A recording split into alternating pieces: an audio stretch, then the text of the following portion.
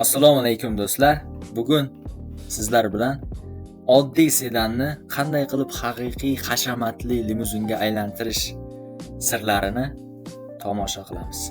Tayyor bo'ling, chunki bu juda ham qiziqarli va hayajonli jarayon hisoblanadi. Limuzinlar odatda to'ylar yoki maxsus tadbirlarda ishlatiladi.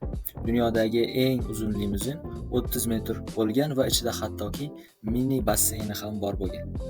1928-yilda birinchi uzun limuzinlar paydo bo'la boshlagan. Ular musiqiy guruhlar va ularning uskunalarini tashish uchun ishlatilgan. Hozirgi limuzinlar esa kengaytirilgan hashamatli sedanlardan tayyorlanadi. Lincoln yoki Cadillac rusumli mashinalar bular uchun ideal mashinalar hisoblanadi. Ishchilar mashinani o'rtasidan bo'lishadi, ichki qismini, gaz baki va haydash valini olib tashlaydi. Bir necha millimetr xato loyihaga yakun yasaydi. Limuzinning bo'laklari alohida joyga qo'yiladi, xuddi Lego o'yinidagi kabi. Bu jarayondan so'ng po'lat ramka o'rnatiladi. Orqa va old qismlar bir-biriga to'g'ri kelishi kerak bo'ladi. Bu ramka limuzinning skeleti hisoblanadi. Agar u zaif bo'lsa, siz sayr qilayotganda egilib ketishi mumkin bo'ladi. Ramka uzunligi o'lchanadi va bu juda ham nozik jarayon hisoblanadi. Chunki ikkala tomon bir-biriga mos tushishi kerak. Shundan so'ng relslar payvandlanadi. Po'latdan yasalgan haydash valini tunnelga o'rnatish jarayoni ham boshlanadi. Bu qism limuzinning mustahkamligi va xavfsizligini uchun juda ham muhim hisoblanadi. Rux bilan qoplangan po'lat pol va tom paneli ramkaga payvandlanadi. Pol va tom mustahkam bo'lmasa, bu hashamatli mashina hali limuzin bo'la olmaydi. Ko'pincha tom panelini o'rnatish uchun 2 kishilik jamoa ishlaydi.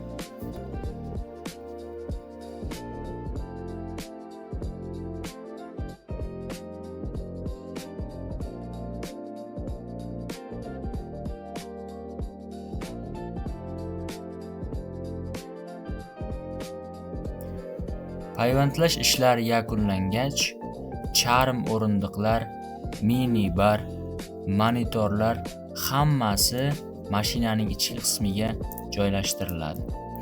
Ko'p qismlar qo'lda yig'iladi va bu xuddi san'at asari yaratganday gap.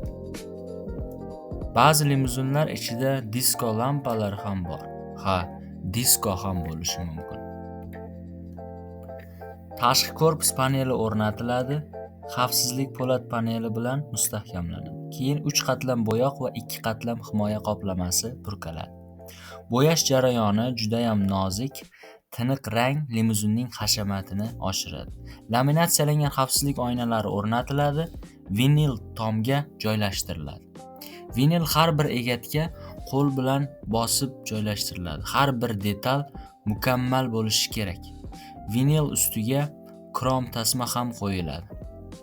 Bu shahzodalar uchun haqiqiy bezak.